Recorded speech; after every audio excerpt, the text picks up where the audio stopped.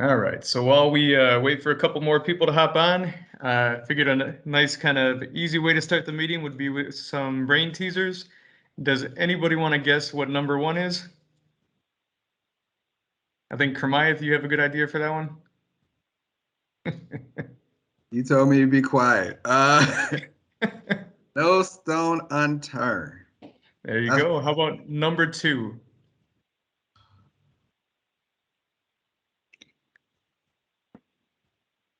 Number two is go on a double date.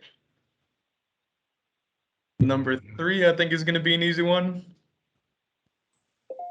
Hit the jack. Jack in the box. There we go. In a box. Number four. I got this one. Pizza with everything on it. You got it. We got a really sharp group today. Number five. This one should be pretty easy.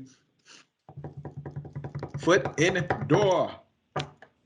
All right, and number six, our last one. Spiky. Pie in the sky. Pie in the sky. There we go. Pie. Well, welcome everybody on this beautiful sunny Friday day. We are going into our assessment season, and this will be our last bid and NID council before going through the operating plan process. But want to welcome everybody today. What we hope will be a great meeting. Typically in the fall is when we do our resource fair, but just due to COVID, you can never predict what's going to happen these days. So we opted to go virtual, but still wanted to utilize this bid and NID council to talk to you about some resources. So if we could get the next slide, Sally.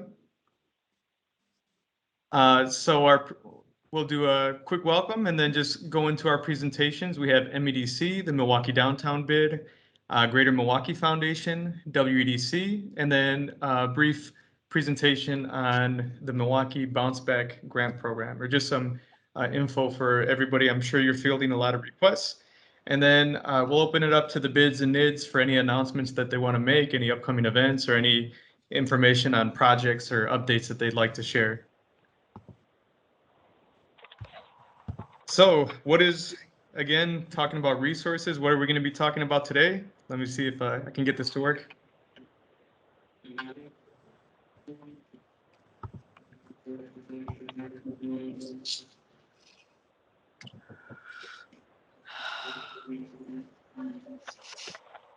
Okay, so that ends the musical portion, but this is basically a list. I want to thank Sally for putting this together. This is from the Trends Report, reporting on information that was pulled from your financial audits from the 2019 operating year. So what are we looking at here? What you see is for each bid, the blue graph will signify revenue that goes to your operations that comes from the bid assessments on the property bills. And then yellow represents funding that comes from other revenue sources. In previous surveys that we had from bids on what they'd like to see at these meetings and what they just want more information on, a lot of bids responded, what are some other financial tools? What are some other resources that can help boost our efforts? And that's what we want to utilize today to do, is to share some different resources that are out there, whether they be for assisting your businesses, as well as assisting you for your operations and other projects that you want to get done today. So this slide, I really hope that the key point that gets taken from this slide is how can we think of leveraging our funds, taking our assessments and then pulling in other resources to really strengthen our impact and really show the value that the business improvement districts bring. So Sally, we want to thank you again for putting this together and being able to share this with the bids. And with that, we'll go into our first presentation, which will be from MEDC, talking about some of the financial tools for your small businesses. All right, I guess that's me then, right? Not Neil? Oh. John that would be here. You. You're up, John. John Miller here with MEDC. We are happy to be here today presenting to you. We know a number of people on the call, but I think there's a lot of new names and a lot of new faces here for the last couple of years. MEDC used to be in the city's office building at 809 Broadway. And we moved out about, it's probably 5.5 years now. So we've lost a little of our direct contact, but we still maintain a very good and close working relationship with the city and with the corridor group. And we met with them just probably within the last month here to kind of update their new staff on MEDC, what we do, how we work within the city and around the surrounding areas. And while we were going through that exercise and process, we felt that the BID and NID connection would be another great way to kind of reacquaint MEDC and city resources to those of you that have more direct and deliberate connection with the small business owners around the city. So we put together a few slides here. I don't want to go through them line by line, but I think there's good information here to give you the background on MEDC. Been around since 1971. We were actually started as an agency under the city's control, and then in the 80s were reestablished essentially as a non-stock, nonprofit corporate entity, which still maintains board membership with the mayor and with several of the other city leadership positions. Alderman and or comptroller have been on our executive committee really since the beginning. So again, we have a close working relationship with the city. We do probably 85 to 90% of our lending activity in the city of Milwaukee. So we talk in here a little bit about gap financing. Gaps exist for small businesses, for larger businesses, quite frankly, where the owners don't have sufficient equity to put into a deal that would meet the needs that a bank or another resource might be willing to finance. And so typically we come in and fill a gap between what a bank might be willing to lend a small business and what the owners can put in as equity. We typically try to do that with a partner like a bank or another more traditional lending resource. We use SBA programming a fair amount, but we try to come in and offer up to 90% financing alternatives to business owners and allow them to only come up with 10% equity for many of their projects. We deal with all sizes of businesses, many types of businesses. We can get in a little bit more on what we do and how we do. Maybe we want to jump to the next screen here, not Nail. Go a little bit into the structure here, again, the 10% equity. And most of what we try to do is around asset lending. So leasehold improvements for retail and rental tenant spaces, office space, otherwise. We can help with some of the build out costs for that space, some of the infrastructure, cabling and wiring for phones and electronics, connectivity, data points like that get to be expensive for a lot of tenants to come up with. Landlords don't often want to do that as tenant improvement financing. So we are willing to look at a lot of those types of things. Equipment for manufacturers is a key thing. Buildings for retail, for restaurants, for manufacturing. We do all those types of financings as well. Typically looking for at least 50% owner occupancy. Let's jump ahead. Or not Nail. Focus on operating businesses. And this, I think, it's key that we get back in touch with the BID and the NID groups out there and their leadership to make sure that when you have business owners that are looking for all kinds of potential help for their business, that we're looked at as a key resource. While we fund a lot of these types of things that are on the screen, a lot of the loans we look at tend to get larger because we've been around for a while. We've got a lot of financial capacity to lend bigger dollars, and we know there's a lot of micro lending entities within the city of Milwaukee already. We're trying to see how we can work with those folks. So if you're looking at a business owner who says he needs $20,000, $25,000, $30,000, maybe for a vehicle, maybe for some leasehold improvements, they're not sure where to turn as a resource. Certainly, we're worth the phone call at that point in time. We might not do that loan directly, but we are well connected with WIBIC, with chambers of commerce that have micro lending, with Northwest Side Community Development, with Legacy Redevelopment Corp, and other lending agencies like that. So we'll try to connect a borrower, a business owner, and a resource to the best of our ability. And if we can't find a good fit for them for one reason or another, we'll definitely do lending in more of the micro size. But our typical deal usually is somewhere starting around $100,000 and higher, just based again on kind of where we've played with the rest of the lending resources that have been around the Milwaukee area.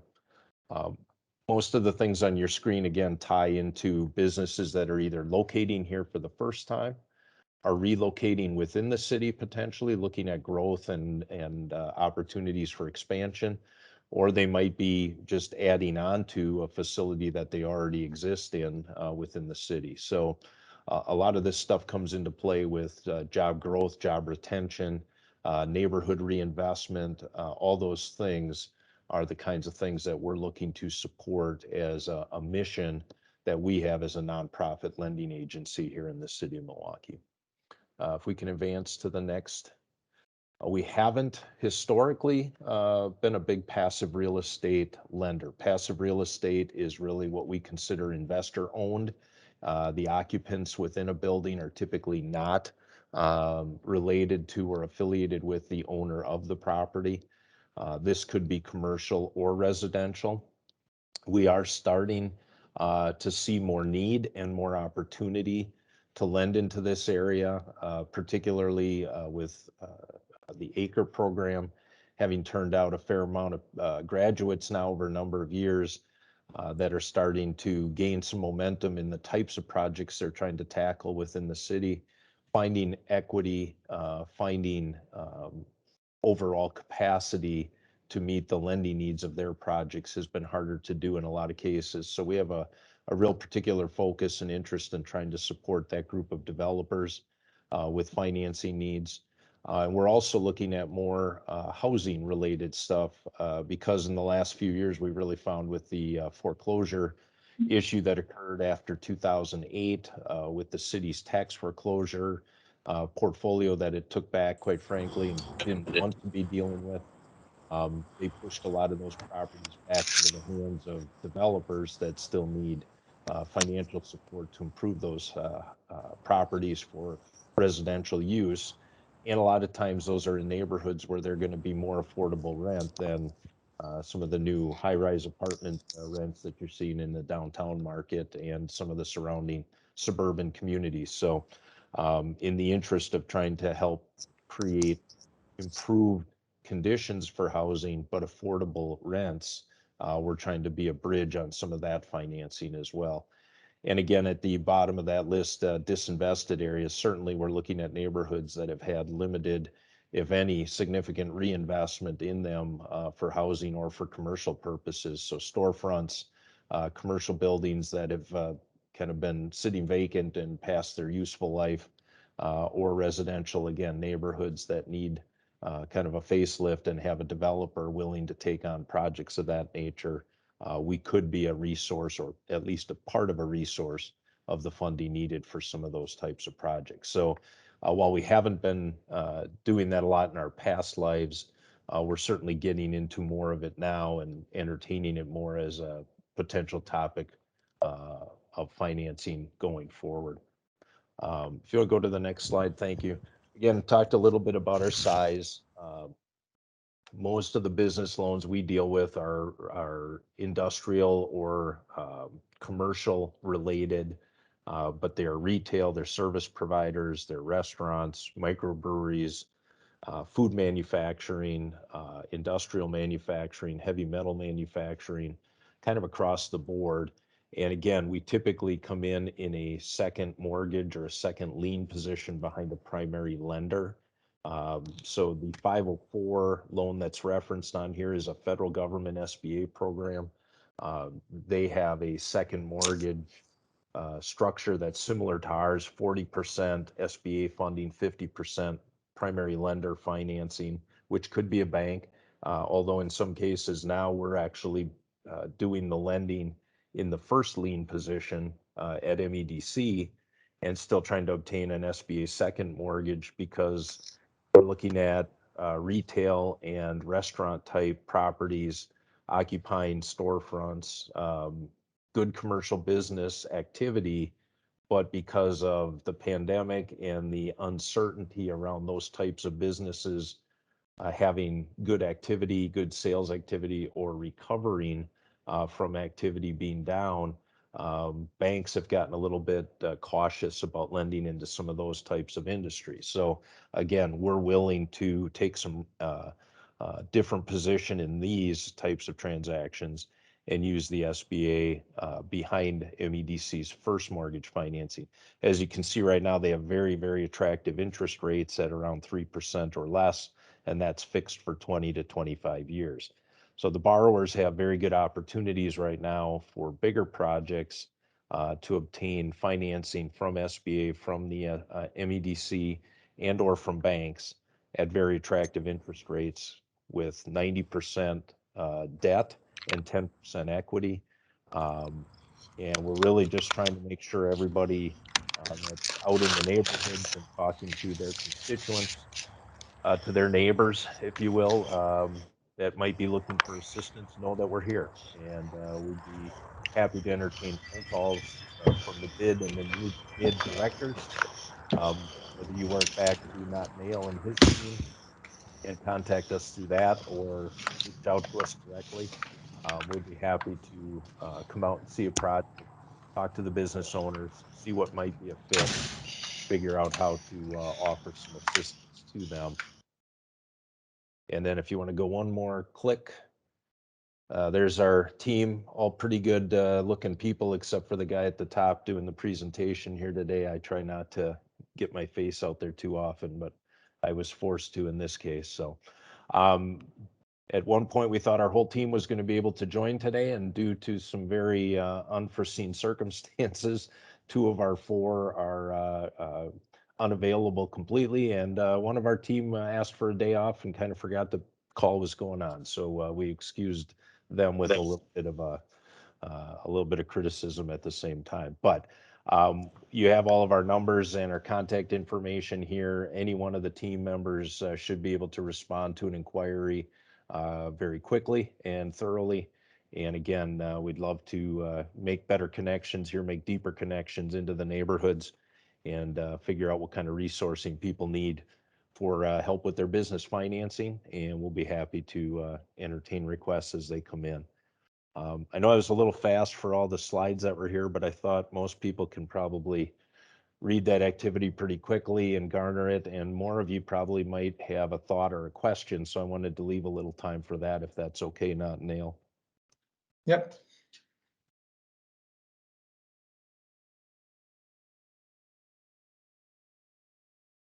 And we will be sending out the slide deck too, so if you missed anything on one of those slides, we'll be sure to email that out to the entire group as well. Left them speechless like usual, right?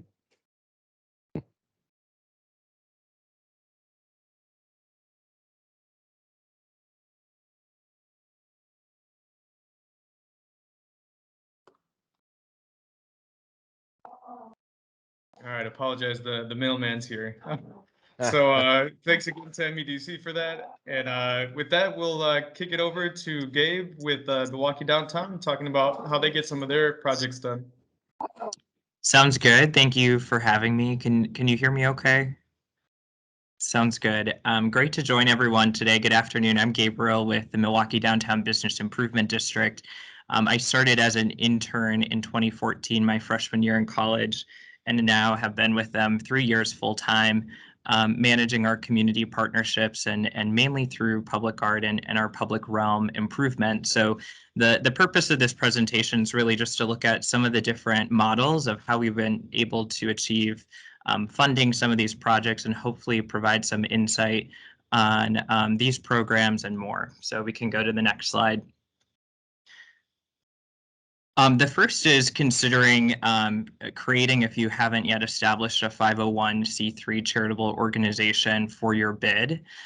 Some of the benefits, just super high level, most foundations, individual donors, government grant programs will require a 501c3 not-for-profit status to be eligible for the program. Consider utilizing the grants to help offset capital projects campaigns that are above and beyond your services for your bid. Some recent examples, whether it was a Court of Honor Restoration capital campaign by the Westown Association, or the current project right now for the dog park fundraising campaign in partnership with the historic Third Ward bid number 2 in Milwaukee downtown. Consider how these projects support your general property owner's interests, and then of course you would become sales tax exemption on purchases, which is a perk. And then, so the next is really the governing structure. Consider governing structure and relationship between your bid and 501c3 board. For our organization, Milwaukee Downtown Bid, our executive committee for the Business Improvement District is the board of directors for Milwaukee Downtown Inc., our 501c3 branch. This consolidation would help for annual auditing and efficiencies, but it's not the only approach. We're seeing bids across the country, whether it's downtown DC or downtown Austin, Texas, that have actually created their own foundations and have separate executive directors and separate board of directors for their foundations. Things to consider when applying for grants, particularly our government grants. Be prepared to track the individual project budgets and report back on all the project expenses. And typically the government grants are reimbursable grants, so you would have to be ready to pay for the expenses up front to be reimbursed. We've, through the years, have found it easier to create a separate class or department for each project that requires a reimbursable grant. That allows us to track and classify the project, so it's easy to pull when it comes down to reporting back to the grant organization, that we can actually pull the numbers very quickly for them. And then, of course, read the fine print, whether it's something that you owe them or financial, in terms of the financial reports, the due dates, the audit requirements, supporting documentation, and of course, recognition for the grant donor. So really kind of a high-level overview we created.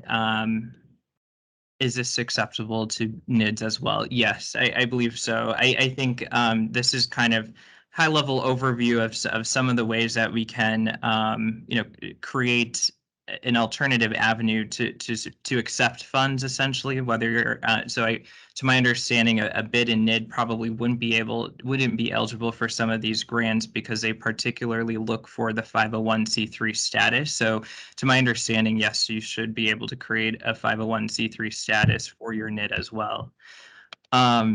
So the creation of our Economic Development Special Project Fund, and I think I just saw Matt Dorner from our team join as well, so he can chime in. In 2018, Milwaukee Downtown Bid 21 Board of Directors created an allocation of our Milwaukee Downtown Inc. funding to create the Economic Development Special Project Fund. And this is essentially a pot of money to advance our public realm projects, primarily through murals and public art to date. It's a dollar-for-dollar matching fund, which requires equal funding partners for each project, and we'll go over a couple of examples in the slides to come.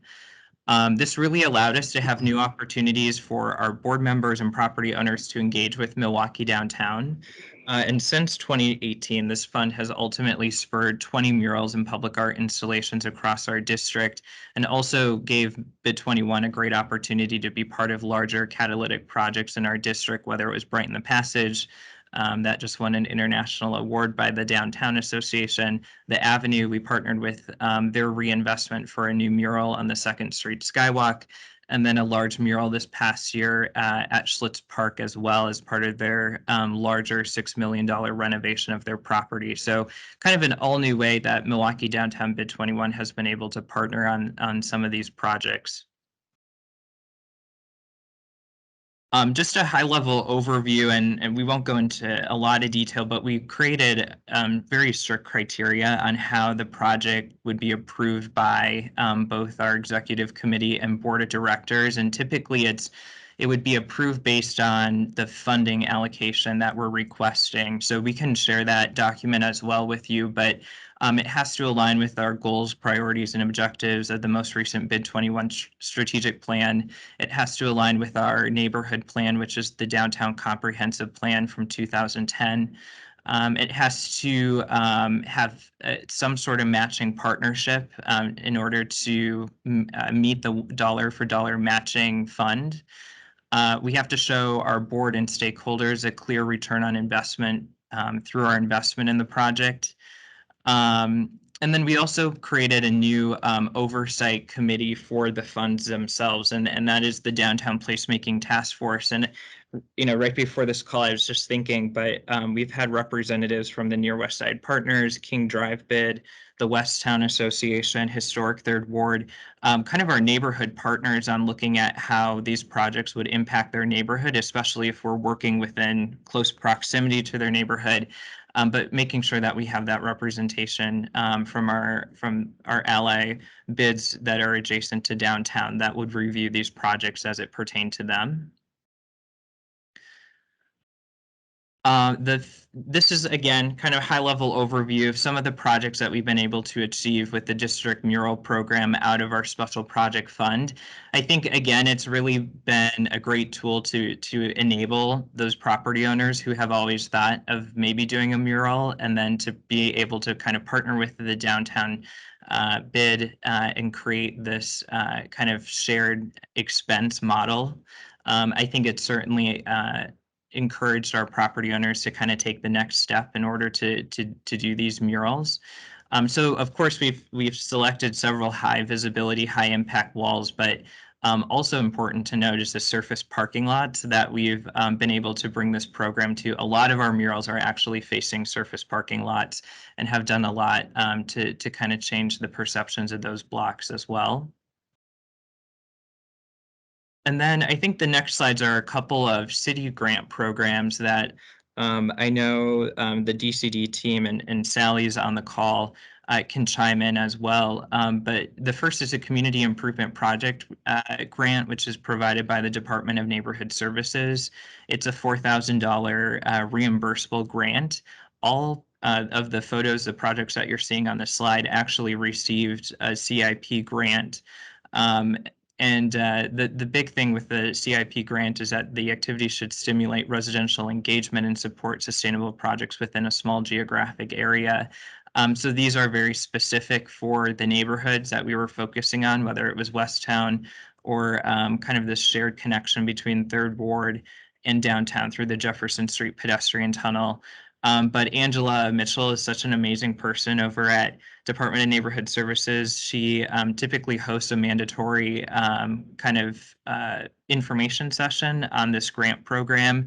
They're always encouraging the bids and NIDs to participate in this program. So I would certainly encourage you to work with her on the Community Improvement Project grant. The other is the Milwaukee Arts Board, which I believe Sally mentioned that she had a couple updates potentially for this one, but all of the images that you're seeing on this slide received a Milwaukee Arts Board grant. I believe, to my understanding, that the grant has shifted in response to COVID-19. Where it's become more of a sustaining grant for art organizations. But I think regardless, make sure to share those with your with the art organizations and theaters and venues in your neighborhood and district. And kind of continue to monitor that as they continue to make decisions on how to best use the Arts Board funding. And then there's also a new work and conservation fund. So we were actually able to receive a small grant to clean and wax the letter carrier's monument at Postman Square in the Westown neighborhood a couple years ago. But again, city tools, city resources available for your public art projects and placemaking projects in your neighborhood. Gabriel, do you mind if I chime in quick? Yeah, absolutely. So we've actually been looking for ways to get this information out to bids and NIDs. I work on the CCT or commercial corridor team, as well as staffing the arts board. So very engaged in both, and I'm always available, if your bid does have questions about applying for either of the public art funds. But we really have been encouraging folks to think outside of, or inside of the box of the typical mural, public art that we all think of. But this funding could also go towards, publicly accessible community arts event, performance. It could go towards, an oral history project in your neighborhood, in your district.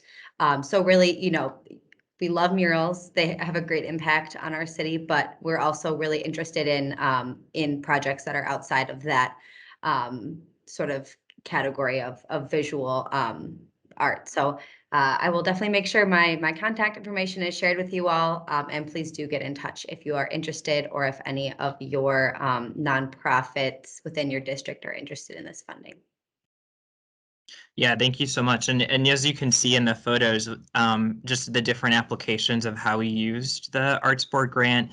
One was our utility box project back in 2017 that, to my understanding, was one of the first utility box mural projects that ultimately the anti-graffiti unit and division with DNS actually created a utility box mural program in response to this program.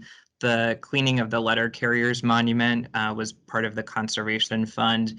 And then we actually installed banners around City Hall last year that received a grant. So, just to Sally's point, I think just the amount of different avenues that you can use the Arts Board grant to support your district.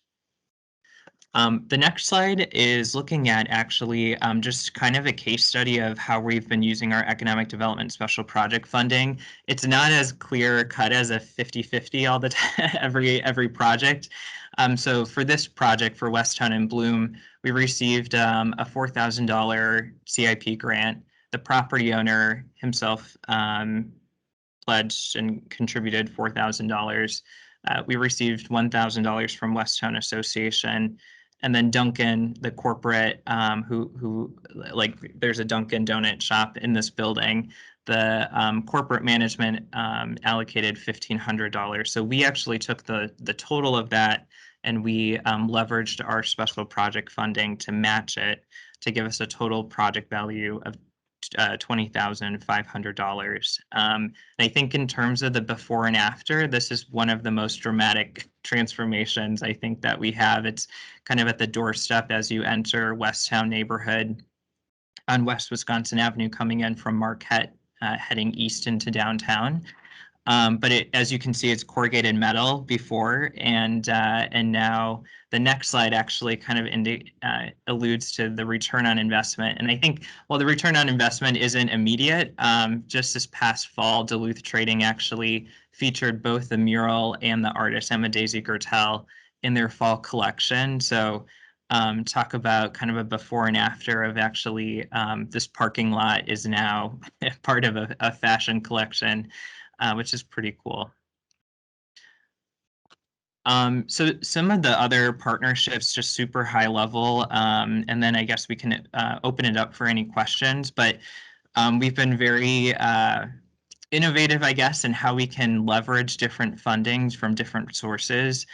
So for Red Arrow Park that you're seeing in the center screen, we were actually able to work with an existing relationship with a board member, MGIC, to allocate additional funding into Red Arrow Park for park amenities. So it was one of the first times we were actually able to have a private corporation invest in public amenities like tables and chairs, park branding and programming. We were then able to allocate, essentially leverage our combined funding. So we matched MGIC's investment to receive another matching grant from the Hersfeld Foundation. So just kind of continue to layer the funding resources and leverage each other's partnerships in order to get this done. At Postman Square, we were able to, it was a door-to-door around the traffic triangle campaign of trying to build the case of investing in Postman Square to make it a pop-up park for the neighborhood residents. This was done back in 2019.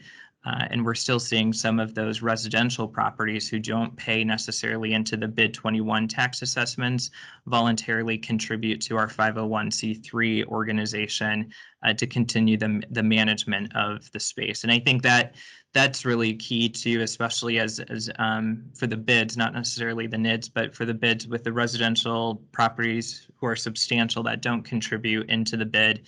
Under the standard tax assessments, you could leverage your 501c3 status to kind of build the case of this is a neighborhood amenity for your residents and kind of build the case and contribution there. And then MacArthur Square was kind of an amazing partnership with the DPW's parking division where essentially they had to resurface the parking structure and they had to paint it.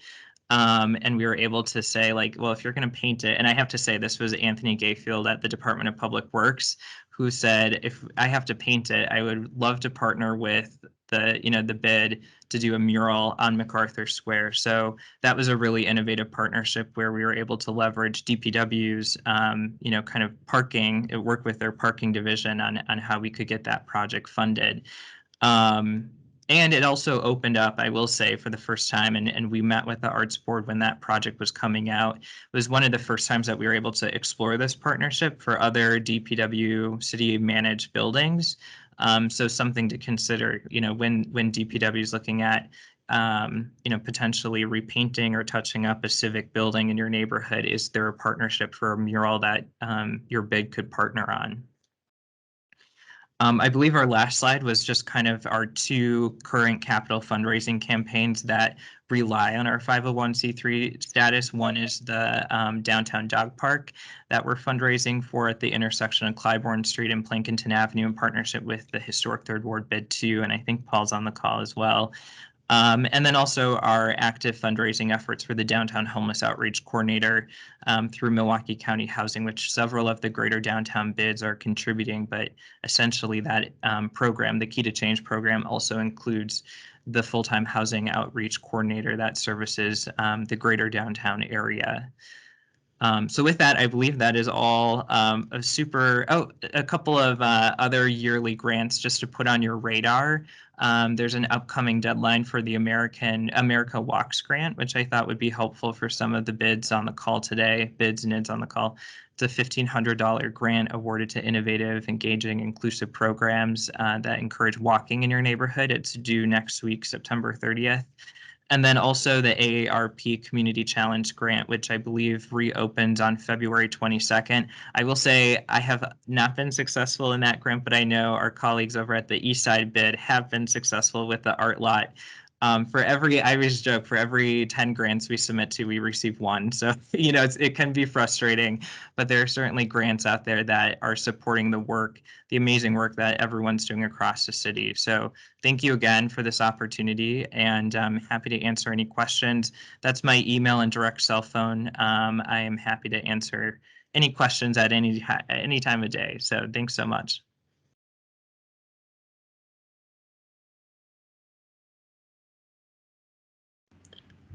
Hello, I have a question. Can you guys hear me? I can. Mm-hmm. Okay, I'm Bobby McQuay. I represent Washington Park NID number 3. Question about the some of the murals. Are you guys using renderings first before you submit grants, or what do you use to kind of convince? Yeah, we've had kind of a mix. We've had typically what we do is that, and I will say the greatest challenge is getting a property owner to agree to allocate their entire wall over free of range, because sometimes that opens the door of like, oh, maybe a billboard can go in this location instead of a mural. So that's one of the greatest challenges. So seldom do we get a property owner that agrees to give us the full rights, and typically it's holding their hand through the entire process. But then we have, I think that's where it comes into play, the Downtown Placemaking Task Force that represents key neighborhood partners. Some of our board members, architects, designers, neighborhood residents are on that placemaking task force that really have a good sense of the character, the feel, the identity of the neighborhood, and would select something that would reflect that. And then typically we do a call for artists and a request for proposals or request for qualifications that artists would then submit their artwork to us in order for us to review. And we've done both a request for qualifications and we've done a request for proposals in the past. I will say some of the projects we've been working on, like the MacArthur Square parking structure, I mean, it was an expectation that we provide some sort of more finalized rendering to present to the arts board and to our city partners. But typically when we're looking for a more completed product from the artist, we would try to stipend the artist at least a little bit just to kind of cover their costs in the production up to that point. But to your point, yes, we typically do require some sort of rendering prior to the mural going up on the wall. Thanks, Gabriel. Yeah, thanks, Bobby. All right, well, thanks again, Gabriel. I had some great takeaways from that. I like the way that with your matching program, you had built leverage into the project. So it's already kind of a given if somebody's going to get a project done that they have to contribute, and that leverages your money. The number of bids that you've partnered with to make projects happen. I know when we did the bid and NID week, we saw a number of bids on the north side, you know, combining with each other to do tours and things like that. So that's always something that we're happy to see, and hoping that the bid and NID council can help to facilitate that more. And then the last thing was just kind of the utilization of the 501c3 in order to gain additional funds. So I think that's actually a great segue into our next presentation. You'll recognize his friendly face. Happy to have Kermayeth presenting on Greater Milwaukee Foundation. So Kermayeth, why don't you share some information? Thank you, Nathaniel. Good afternoon, everyone. Thank you, CCT team for allowing me to speak on this afternoon. Kermayeth McClendon with the Greater Milwaukee Foundation. I work with Community Impact Team as a program officer. My grant portfolio is housing, workforce development, small business. I'm adding financial literacy in 2022. Pretty much, I'm going to do a high-level just overview of the Greater Milwaukee Foundation, and then go into the applications and the process. The reason I'm here is that GMF is a potential resource for 501c3s. We are a resource for 501c3s, and there are, like Gabe mentioned, there are bids and NIDs, well, majority of bids that are 501c3s already or have an entity. If you're thinking of doing that, or you are that already, I would like you to consider the Greater Milwaukee Foundation as a partner, potential collaborator with your organization. Here's our vision. Greater Milwaukee becomes a vibrant, economic, thriving region. I won't go into all that. You can see it. But one way we've done that, we pushed out or rolled out a Milwaukee for All strategy around November of last year. And with that, we rolled out more resident engagement through our Thrive On communities. We have on the table a Milwaukee for All events that happens every quarter. Recently, we had one a few weeks ago, actually last week, Friday, for ECE, Early Childhood Educators. And that's one of our focuses, our strategic focus is ECE, housing, health and well-being for neighborhoods, and economic prosperity as well. And you can go to the next slide. And just wanted to give you some examples of the grants or the projects that we support. Deals with art, culture, basic needs, economic inclusion, neighborhoods, our racial equity and inclusion. When it comes to the Greater Milwaukee Foundation, our grants, usually there's a project associated with the grant, operational support, or capital. Capital projects are like development projects. We can be part of that as far as your capital stacking for your development. Those funds are usually limited, but if it fits like a nonprofit or community focused type deal, there's a possibility, there's potential there as well. These are the neighborhoods that we have identified as our focus neighborhoods or targeting neighborhoods. Sherman Park East, North Division, Heller Park, Harambe, Metcalf Park, Muskego Way. I want to mention the 4 counties that we work in: Milwaukee, Waukesha, Ozaukee, and Washington counties. I do want to say though, if you do not fit into one of these neighborhoods, you can still apply for grant funding as a 501c3. You can still apply for these grant funds that's available. So you don't have to be in these neighborhoods to apply. Next slide. Grant making guidelines, eligibility. The board membership of 10% people of color. We have really been pushing this initiative, I would say, for a few years. I've seen, because I've been with the organization, a year next year, so I haven't been there that long, but I've seen a few grants being denied because of this. We really want to push out or encourage diversity on the board. Organization need to be a 501c3. Again, that's another incentive. If you are not, or you're looking to be, to kind of get that in motion, for we can be a funding partner, potential funding partner for your organization, for your projects, for your operations, things of that nature. Again, these are the counties that we serve. The operation or organization application process, you pretty much just have to go online, create a profile in that grant portal. If you already have a profile, every grant cycle, you just have to reapply through that portal. If you do not, you just have to create a portal profile for yourself on the portal. It's on our website, greatermilwaukeefoundation.org. Next slide. And I wanted to provide just a snippet of our calendar. Far as our funding in the community impact part of the Greater Milwaukee Foundation, and that funding source, we run in cycles. We are still in cycle 3. My portfolio again is equitable economic opportunities. So workforce development, that targeted priority is in this cycle. We have open, close, and of course, board meeting as well.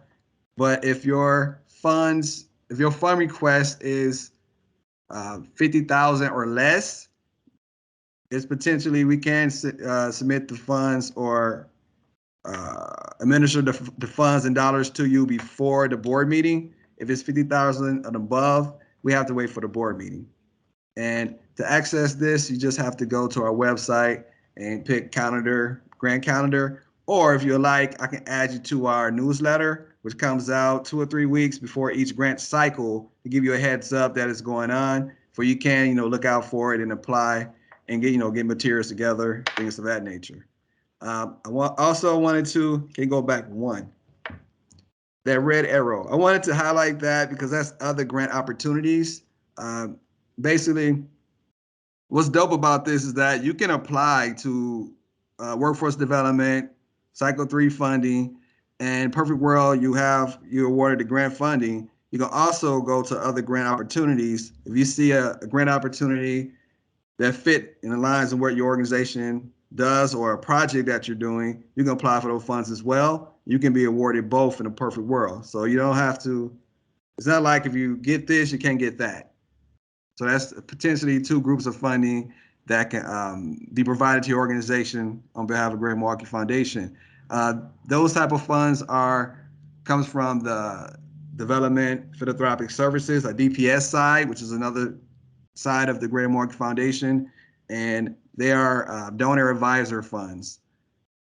And before we move on, I wanted to mention too, there's an opportunity with the Greater Milwaukee Foundation called the Exchange. And with the Exchange is basically like a pitch it event or opportunity, elevator pitch, where organizations, nonprofits comes in and they present to other program officers like myself or donor advisors.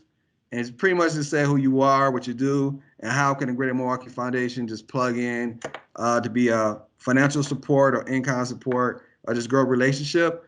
I see that as a good opportunity just to really just get your name get your name or connect with the Greater Milwaukee Foundation, with GMF, and vice versa. Because we meet different organizations as well, different folks, and we reach back out to see what else we can do to, solidify a relationship. So usually that happens, currently it's every Tuesday between like 8:30 and 9:45. We have a coordinator that does that. Again, if you're interested, you can definitely reach out to me and I will make the connection. I know I've invited the 30th Street Corridor because they have that nonprofit entity, and they've come aboard and they actually took advantage of this opportunity for the exchange. And I believe I've seen Riverworks as well. Next slide. And in a nutshell, that is different opportunities for grant funding for the GMF. The Thrive On collaboration is a big initiative that we're doing on King Drive. We actually are moving our office space to the old Gimbels building, and we did a big impact investment with that deal with Royal Capital and Milwaukee Medical College of Wisconsin collaborative, and we're able to help fund the ownership of the building with Royal Capital with Kevin Newell, which is dope because he's like one of the youngest building. He owns one of the biggest buildings on King Drive, and that's pretty dope. But the first floor we have ECE space. We have different organizations, a lot of community engagement space. I'm leading a maker space for youth, for entrepreneurship, and with educational tracks and financial literacy. So I'm hoping to have like 3D printers, any robotics, things of that nature, to get more exposure to our students with technology. I neglected to add my contact information, so I would definitely put it in the chat, or if CCT doesn't mind, they can send it out to everyone. That'd be great. If you have any questions. Yeah, I had one in the chat, and there was about I seen your neighborhoods. Hi, I'm Bobby McQuay. Okay. And I was just talking about I was just wondering, in the list of neighborhoods that you guys are working in or adopted somewhat, why not Washington Park? I know we they actually did a study with the Thrive On neighborhoods, Thrive On communities neighborhoods, and they found out that like they picked out the neighborhoods with greater needs that was surrounding the area that we're moving into on King Drive, and then the other areas on Sherman Park, in the Sherman Park area. But we are doing work with Washington though. Okay. Thanks for that answer, man. I just didn't see it on the slide. I was wondering why. Yeah. We need help too. Okay. By all means, reach out. Let's have that conversation. Yes, sir. Thank you. All right. Well, thanks again, Kermith. We'll be sure to get your info out. And if you want to add it to the chat, please do. You talked a lot about kind of GMF, the initiatives that you're involved in, and the different kind of umbrellas of activities that people can apply for grants under. So love to see that and be able to share that with everyone. Now we're going to switch gears and get over to WDC. So a lot more on economic development programs and incentives to help businesses as well as your organizations. So I did see two of them at the Economic Unsummit by the Latino Chambers. So I definitely appreciate you participating while balancing other events. But yeah, if WDC would like to take it from here and just share some information. Hi. Hi, my name is Seyum Mengesha. I'm the Diverse Business Development Director, and with me are here Alex and Ed that are very happy to be part of this program and share with you what we have. I and Alex, we are the division that works very closely with the different minority chambers and veterans and LGBT.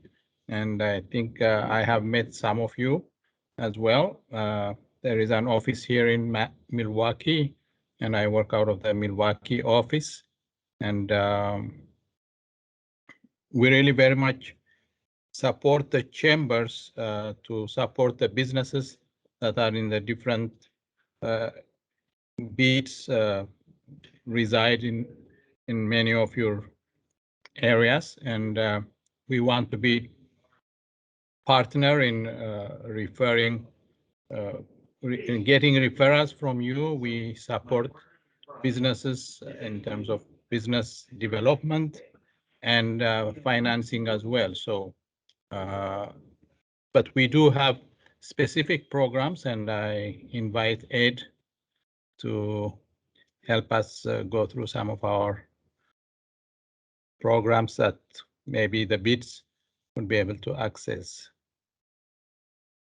Ed. Thanks, Sue. So my name's Ed Javier. I'm with the Entrepreneurship and Innovation team of WDC. I handle the state, but I have offices in Milwaukee and Madison. So earlier in the day, you guys were talking about the revenue, right, to help your operations, and we can certainly help there. So I'm going to describe to you one of our new grants that we just launched for this fiscal year, so last month, and that's the Entrepreneur Partnership Grant. So we have to put an acronym on it, so EPG. And there's two sides to this Entrepreneur Partnership Grant. It's for nonprofit organizations that do technical assistance programs for entrepreneurs. So in your organizations, if you're helping entrepreneurs, you can get matching funding from WDC on that. Okay. This program ranges from mentoring on the technical assistance side or providing classes. Okay, so it's a wide range. Part of the grant can also be where after an entrepreneur goes through your program, they can get funding, direct funding from your organization through us, right, to help them with their new business. Okay, so there's a technical and also a monetary grant that they can get on that. Now, the two sides I spoke about on the EPG grant is, one, if you've ran a program before, you can apply for our open grant, meaning that you can apply at any time during our fiscal year. Okay? If you decide to say, hey, you know what, there's an opportunity here where you want to start a new program, we have a competitive side of this EPG program where you can apply. That starts next month in October, and we're going to be sending out a press release next week calling out for applications for that program. So quick recap is, if you have an ongoing program, you can apply at any time for the EPG grant. But if you have a new program or you plan to have a new program, there's the competitive portion that's starting up next month. Okay? And I'm going to put into the chat my email address. Feel free to connect with me, and I can walk you through more, individually on those on that program grant. All right, Siam, I'll throw it back to you. Quick question, Ed. Yep. Is a 501c3 status required for that program? Yes, so that is needed. What you can do and what happens some of the time is we have an applicant that's a 501c, right? But the other entity can be an agent for them to run that program. So find a partner that has that 501c3, and they could be the main applicant.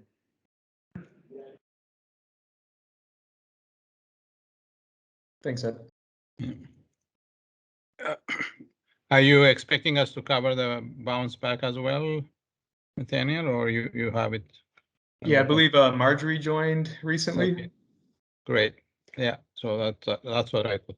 Okay, if you have any questions, please let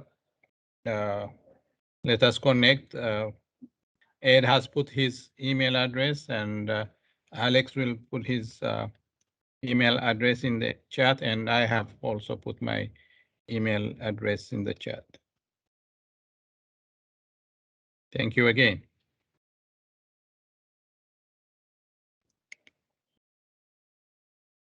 Thanks again, Sam. Marjorie, do you need, okay. I can see you now. Okay. Hello, everybody. I did put the answer to the question. I know everybody's been waiting for money. I know as of yesterday, 100 companies have been funded already. There are about 300 applications under review right now. And I know for a fact there are 2 ladies that are working on this. And so it just the whole Milwaukee region, there's a lot of volume for 2 people to handle. So it's just taking a little bit of time. But I think everything is in place now, and I think things are going to start running a little more smoothly. So things are rolling. I did send an email several weeks ago to everyone. If you're not familiar, these are federal funds coming through the state, being distributed all over the state. There are 30,000 empty commercial properties. A lot of this was due to the COVID pandemic, businesses having to shut down. And so this is the state's efforts in getting new businesses going and to fill up some of these empty spaces. They'll give $10,000 to any new company or expanding company moving into an empty commercial space. So a lot of these people that have had at-home businesses or online businesses that want to actually have a store or location would qualify. If they're already in a space, they need to grow, but there's no room where they are now, and they need to expand, and so they need to move to another space that will qualify. What will not qualify is an equal move. You're in 500 square feet, you're moving to another, whatever, 550 square feet. It's an equal move. You're emptying another location to move into someplace else just to get the money. That's not going to work. Okay. Generally, any leases that are signed between January 1st of 2021, so they're making it retroactive, through June 30th of 2022 will qualify. They will also accept leases that are signed as far back as September, possibly even August. And then, you know, a lot of times you get your place, but then you have to do leasehold improvements. So you don't actually move in until January 1st or March or April. I know one lady, she's been paying rent since October. She's still not in. So the key is your move-in date is between the January 1st and the June 30th next year. There are companies that are going to be coming to you for what they're calling an acknowledgement letter. Do not let people just give you the letter and say, do this for me. No. They do need to provide you with some documentation. Maybe you need to talk with them a little bit on the phone. Part of the application, they have to upload documents proving that they're a legitimate business, whether it be their taxes, whether they're filed currently with the state of Wisconsin, and you know, you get the little certificate. It could be an occupancy permit, something showing that they're actually in business, because people can apply for an EIN and not do anything with it.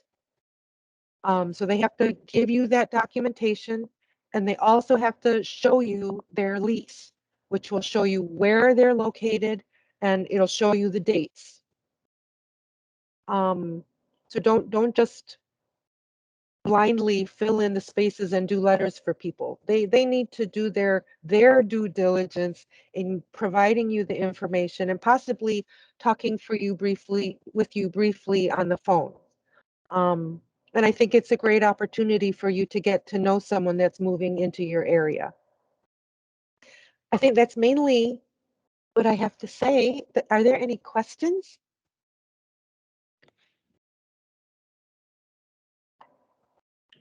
Could you mention about how long the lease has to be, Marjorie? Oh, yes, the lease has to be 1 year, at least 1 year. And Okay, then it looks like we have Stephanie's hand is up. Yeah, hi Marjorie. You might have said that and I missed it.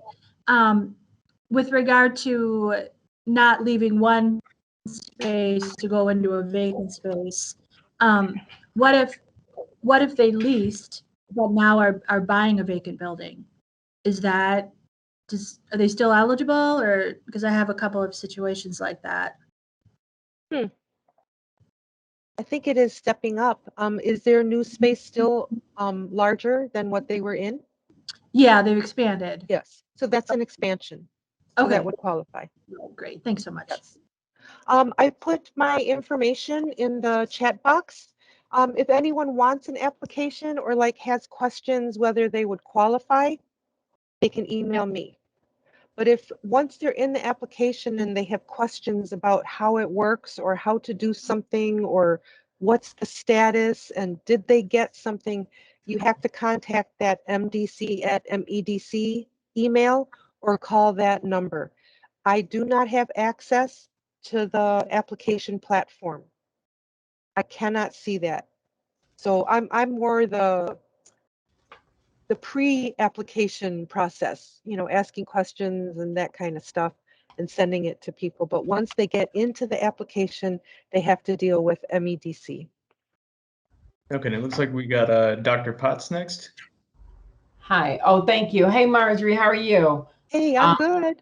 Good. I know we spoke on the phone maybe once, maybe twice about this grant opportunity. And so is there a place, because we've had a huge volume of individuals coming to our bid for the acknowledgement letters, and we're doing exactly what we need to do by getting the appropriate information. But what I'm finding is that many of these individuals, they're not from our commercial corridor, which could be fine. However, the understanding level of most of the individuals is not really there. So we've done a few of these letters for individuals in our bid and some that are not in our bid. However, when the applicants need that technical assistance, like what is an NAICS code or what is an EIN, because those kinds of questions are coming to me as executive director of this bid. So we wanted to invite you, I think some of the elected officials as well, wanted to invite you, and you said that you would be amicable to come out to kind of break this down into least possible squares for individuals so that they could just really understand it on a basic level. And we understand everybody on this call could easily apply for this grant and have no problem, but the masses are looking at these funds, and I know that there are 18,000 opportunities with, you know, I don't know, $18 million or something.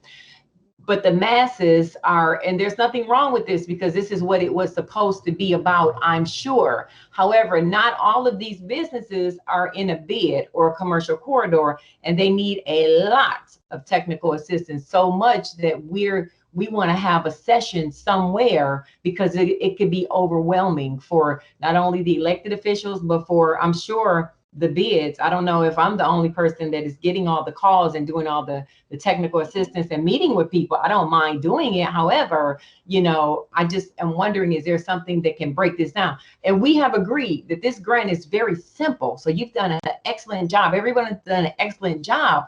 But there are people that are not in a bid that don't know about like the grant and the loan products. And this is just one of those vehicles. So what do you think about that? What should we do? Well, if you have a meeting about the grant, I can speak, like I said, about the grant. But if you want more instruction on how to complete it online and how to manipulate and stuff, then we should make sure that we invite one of the ladies or even Dave Latona from MEDC. Because like I said, I don't have access. I don't even know what the application side looks like. And so if you want that kind of input, make sure you invite one of them or ask me and I can invite one of them. Okay. The other thing is there are many people out there who do not fall within a bid. If you find it in your hearts to do a letter for them, I really appreciate it. I have people calling me that have been looking for 3 weeks trying to get someone to do a letter for them. They've contacted their alderman. They don't fall in a bid. Where can they go? So I have a couple of things in my back pocket when it gets that bad that I can refer them to. But yeah, it's a difficult situation because, of course, the bids don't cover all of Milwaukee. So if someone is close to you, I would greatly appreciate if you would do a letter for them. Dr. Potts, this Yes. is John Miller with MEDC as well. I thank you, Marjorie, for kind of inviting us in, but I would agree that any technical questions could be referred back to our staff. And it's certainly if we could assemble groups of people that would have an interest in meeting, in a community setting, we'd be happy to send a representative out to talk broadly about EIN and NAICS and other terms that you're right aren't every day used even by business owners that have been around for a little while. They just don't deal in those types of acronyms and terminology all the time. So we certainly would try to make ourselves available to help clarify anything there that we could. Okay.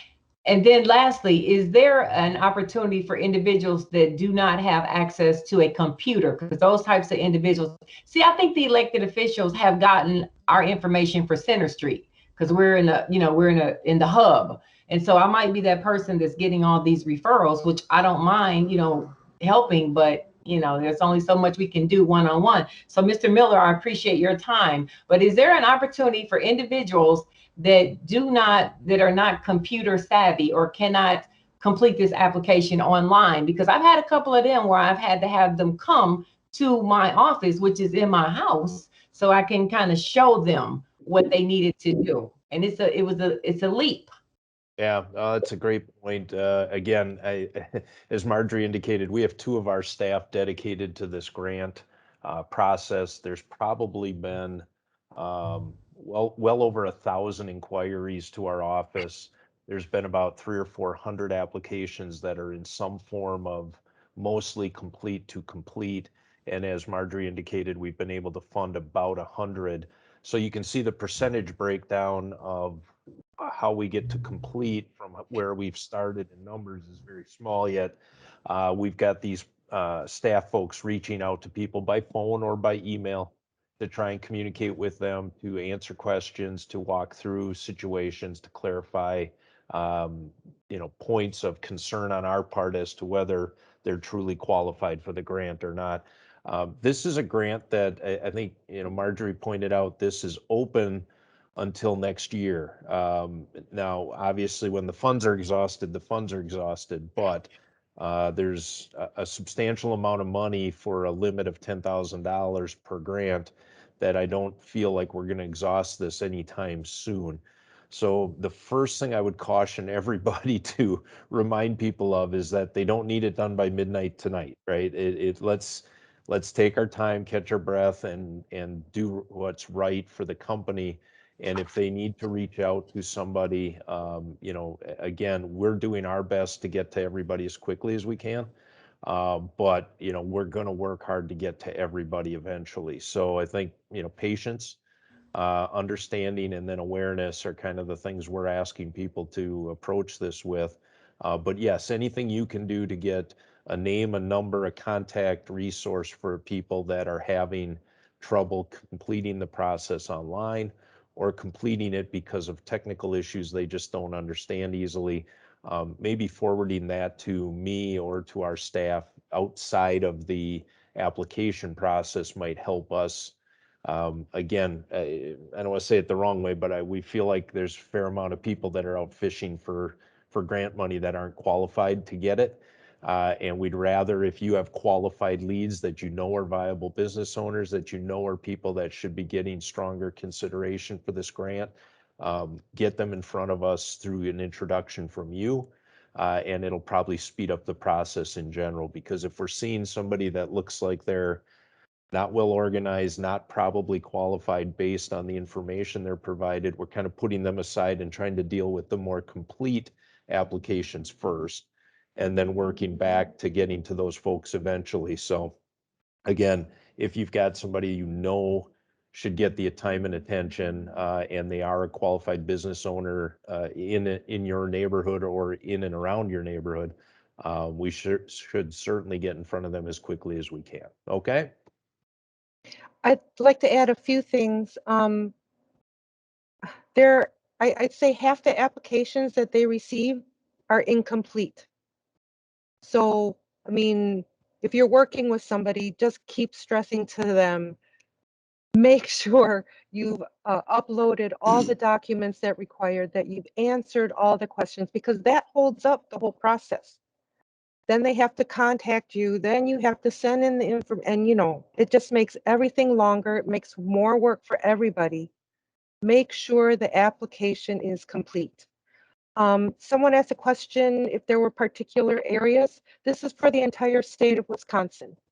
It does not have to be downtown. It does not have to be a storefront, like a street level storefront. Any empty commercial space. So it can be on the 5th floor of a building. As long as it's got 4 walls and a ceiling and a floor, that can be, that will work. They're even considering food trucks. Like big food courts where a restaurant will have, one of the spaces there. That's their space. It has to be a lease for at least a year.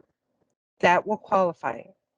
Also, I've gotten the question a lot of getting a pre-approval, because people want to make signing their lease based on getting this grant.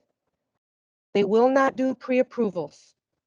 And just as a business person, you shouldn't rely on this grant to be able to pay your rent. Sign your lease, be able to pay your rent. Use this extra money for leasehold improvements or to buy equipment, one-time expenses like that. But they won't give pre-approvals. You should not sign a lease based upon getting this grant. I'll be quiet. I think there's just one question. Is there a deadline on this, or is it first come, first served till the money runs out? That's pretty much it. Right now, the deadline is June 30th of 2022. But like you said, if we run out of money before that, then it will be finished.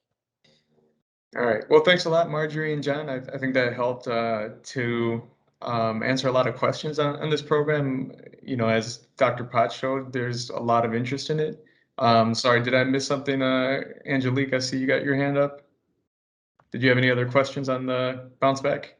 I think just for a little bit more clarification, so you said that it has to be an empty building, or they have to have gotten a lease and be operating. I'm a little confused between the lines, because I'm a little reluctant to want to offer a letter of support for a business to get a $10,000 grant who might still sit around in an empty building for another year or whatever. I don't know if you guys have like any guarantees, or they have, in the application, is there any guarantees that these people are gonna, I'm kind of at this point really reluctant to write letters if I'm not sure that they're open. So I've had some people that I feel like have been holding the district hostage with their empty buildings, and now this grant have popped up. Now they want a letter, and I'm like, It's a I'm great writing letters for question. businesses that are going to be operating. For me, Yeah. more so to try to fix up something and then it sits. So I just want to throw that out there to just kind of. I mean, I think one point, just to kind of clarify too, just because a person asks you to write a letter doesn't mean that you're required to write them one. If one, they don't provide you the information you need, and two, you don't feel comfortable. But yeah, Sam and Marjorie, I guess if you want to respond to that. I think if you're getting a negative feeling, then yeah, you shouldn't do the letter, because that's part of doing the letter. We're unable to go out and do site searches and get to know all these people. And you're on the ground and you've been dealing with these people. And if you get this feeling, then I wouldn't do it. Yeah, and I think the other thing too is, again, to Dr. Potts' point, being supportive of other people in the community that aren't in the bid. I think I've written one, and it was legit. All of his documentation, but then somebody else came that he referred, and her lease looked sketchy. And I mean, that's a lot of extra work because it's outside of my bid. I can't, it's extra work to try to verify, like it's the landlord. It looks sketchy for real. And then it looks like the landlord, it's the lease between the landlord and the leasee. So that's not the building owner. And it's just a lot of work. And I hate to even go down that rabbit hole, going back and forth with a business that's not in the district. So that's another something I kind of got, this person right now just waiting. I'm going to have to figure out how to respond to her. So I kind of am looking for a little bit of feedback if anybody has experienced that as well. I can tell you that we have at MEDC received applications for properties that appear to look like the landlord is signing a lease with an affiliated company now of the landlord in what has been vacant space in their building. And we're questioning those as to whether they're really valid business interests and that are going to be active tenants in the building, or if the landlord's just, as you said, kind of trying to find a way to get 10, 20, $30,000 by signing up multiple leases between companies they create and themselves. So we are putting certain certification language into the documents around the grant that would suggest you have to comply with certain conditions, one of which being the occupancy and the others the validity of the lease. As many of these as we can catch before the money goes out the door is a whole lot better than letting the money go out the door and try to chase it back later on. So yes, part of the process that slows this down is anything that looks a little skeptical on our side, we're trying to take more time to verify and validate the information. So to your point, ladies, yeah, you're doing hard work for businesses that aren't necessarily in your immediate neighborhood. If it looks iffy, I go back to not Nail's comment. If you're not comfortable writing the letter, don't write the letter. And maybe I hate to throw Not Nail under the bus here, but maybe they need to contact the commercial corridor team and have them come out and do a validation of their business in a neighborhood that doesn't have a bid or some other resource to validate. I don't know what we'll do to do all that, but you guys can't be held responsible for writing letters for companies you don't know. And the easier thing in those cases is just not to write the letter at all then.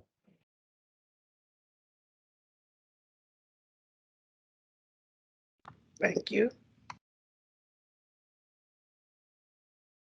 Hey, and actually, I'm not answering. I am here as Nathaniel said, this is Mengesha speaking at the AN Summit where Nelson has the Latino Chamber meeting. And our keynote speaker was the Secretary of WDC, Secretary Melissa Hughes, and she talked about this program. And she mentioned Alex and myself to answer some of the questions. One question that has come from a client who is a business owner, and this is to John and Marjorie, is that he's in Milwaukee. He rented a commercial space in June, but his current lease is for 6 months. And he heard the secretary talking about the year lease, and he was saying, could I talk to my landlord and get the lease for 1 year and apply to this? So I didn't have an answer for that. And there might be more questions like that. Well, if he's under a 6-month now, so that would put him in December or January, and he renews at a 1, but then it wouldn't be empty commercial space. I would suggest, Sayum, that if he could conveniently modify the existing lease to extend it by 6 months and get verification to us that the building or the space was vacant, that we'd certainly entertain the request. We too, this rolled out very quickly from the governor's office to the street level, and I know Marjorie and Dave Latone at our shop and a bunch of other people in between are sending regular communications back and forth from the state to us and to MMAC to try and get a lot of questions answered, because there's still a few technicalities around this thing that need to be resolved. I don't know that any of us definitively could answer that question for you today, Seung, but I would suggest that the first thing they do is get a modification of the lease and be able to demonstrate that the space was was vacant and it was new to them or larger than previous space, and then we would try to qualify them. In the meantime, again, we're going to continue to entertain applications on really just the first come, first served basis based on the guidelines we know today. And you can see from that activity that it's taking a fair amount of time to qualify these grants. And there's a fair amount of validation that has to go into them once they are complete. But the bigger problem we're really finding is a lot of people are partially applying, hitting send, and then thinking they've applied, even though they still have a lot of details in some cases to complete. So best thing you can do from a neighborhood representative standpoint, encourage complete and knowledgeable information be provided. If they're unaware of what's being asked for, they should ask through you or contact us directly to get clarification. So we try to get as complete and accurate information the first time that they submit the application, and that will shorten up the lead time on getting it through our system of approval. Because again, we're trying to tackle everything as it comes in. If it's complete, it goes into a queue to get quickly reviewed and processed for payment. If it's got anything incomplete or any skeptical information in it, it goes off the other side, and it kind of waits until we get through whatever's in the pipeline first before we go back and review it again and try to reach out to those business owners and see what we can do to help them through. So it's a lot of activity for a few people.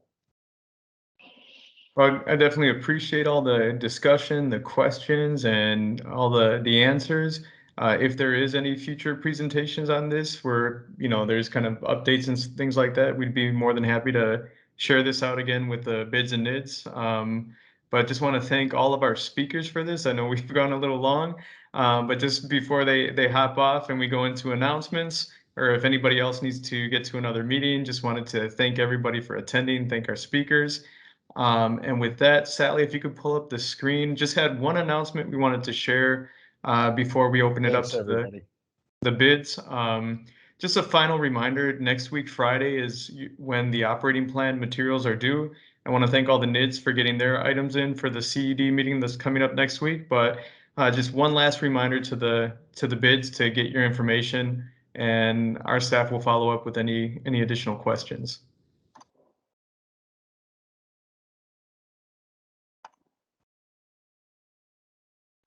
So with that, I believe, Dr. Potts, you had a program that you wanted to share some info on. I've seen the link in the chats. Oh, yeah. Thank you so much.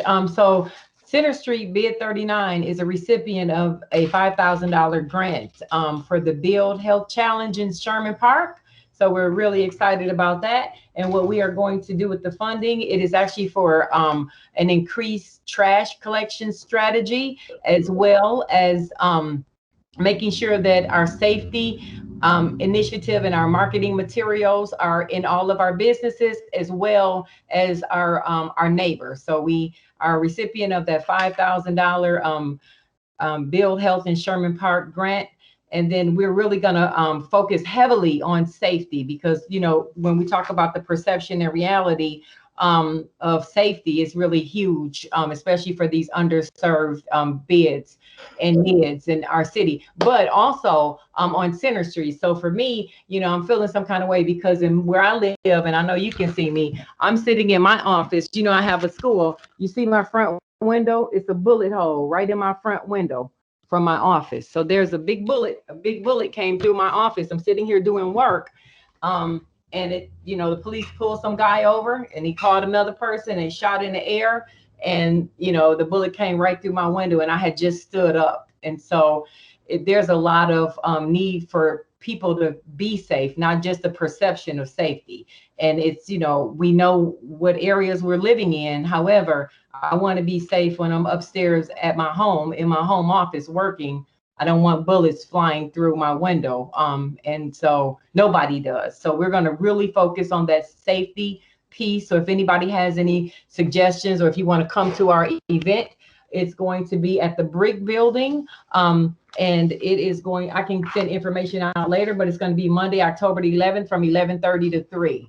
So if you have any information that you want to share with me that we can share with our local community and our business owners regarding safety, we already have a safety initiative and campaign, but we need to strengthen it because bullets are flying day and they're flying at night, and you already know that. So we want to stop that. All right, thanks for sharing that, Jennifer. And then Angelique, we posted in the chat, you have a tour app photo contest, if you want to talk about that a little bit. Yes, thank you. I appreciate it. We are part of Historic Milwaukee's Doors Open this year, and we're one of the app tours on there.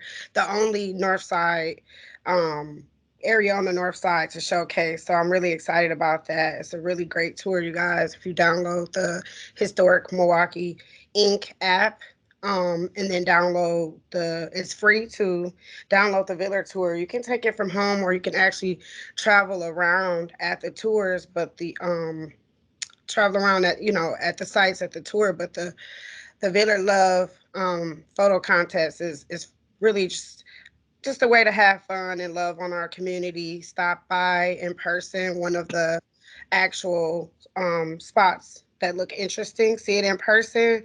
Tag the Villa Bid on Facebook, Twitter, Instagram, and you're in the running for a $50 gift card. So we hope that you guys would take some time and maybe check out one of our really amazing murals or one of our historic buildings and snap a photo, hopefully a really cool selfie. And we're just going to pick the top 3 and show some love back in the form of a gift card. That's all I got.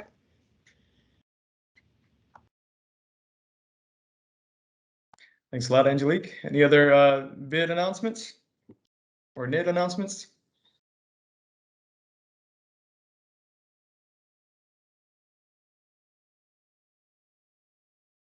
Going once, going twice.